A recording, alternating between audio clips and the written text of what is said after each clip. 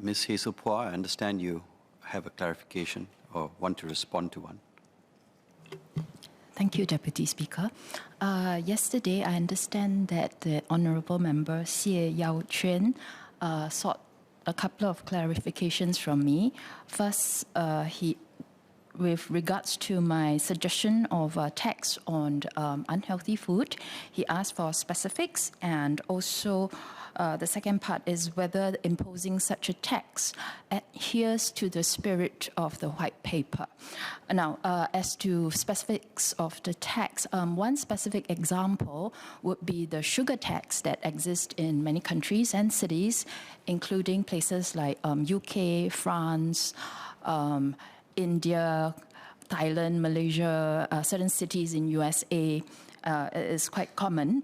And a few months ago, research that was funded by the World Health Organization actually came out with a report that examined the effect of this tax on the countries or regions that have in place this sugar tax, and it was found that it actually decreased demand for sugar drinks by 15%. So it's been proven to be effective. And as to whether the imposing this tax adheres to the spirit of the white paper, I do believe so. In fact, I don't see any contradiction. So if the member disagrees, perhaps he can share why he feels that it doesn't. And in the same spirit, I would also like to ask the member whether he thinks that our current tax on tobacco and liquor adheres to the spirit of the white paper, and does he think that they ought to be removed? Thank you. I see Mr. Xie Yao Quan and Ms. Minister Ong Ye Kung's hand.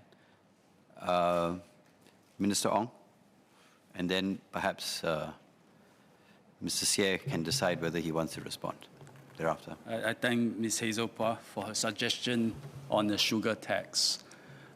We have been very reluctant to look into a tax like that. The principle is not wrong, that sin tax is a policy of this government. So when it's cigarettes, it's something that's harmful, we do tax it, right? Carbon, we tax it. We do tax sins. So the question is, sugar causes diabetes, should we tax sugar?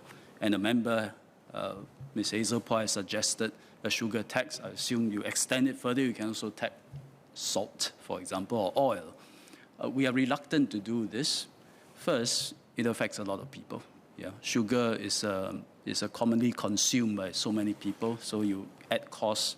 And also equity of the tax, there's equity involved because sugar is found in fruit juices, sugar cane, the pearls in bubble tea.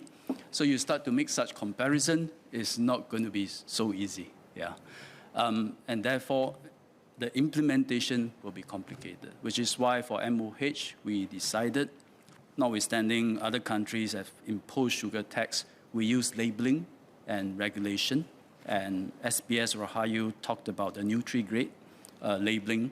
And once we announce Nutri-Grade A to D, and if you have high sugar content for canned beverages, you'll be graded D, immediately the beverage companies reformulated.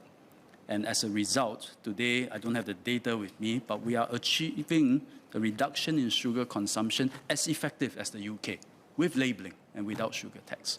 But thank you for that suggestion.